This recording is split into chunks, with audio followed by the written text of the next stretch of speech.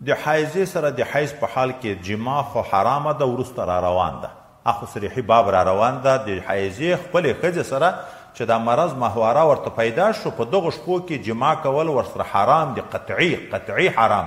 که څوک ځان ته حلال وبولي په کافر کیږي، او حکم وروسته باب کې را روان ده.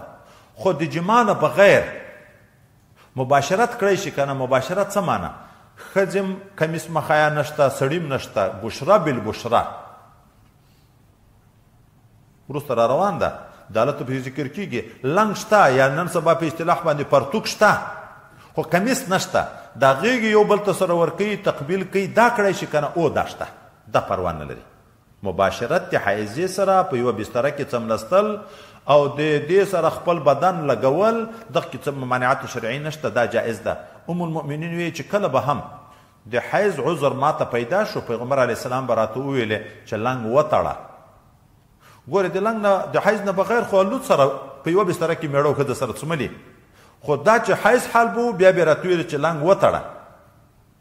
بیا به پس دغه نه ثم یباشرني، ما سره به مباشرت کو څه نور بدن مبارک به د ده لوڅ و، د ما بدن به لوڅ و، ګډ سره څملستو.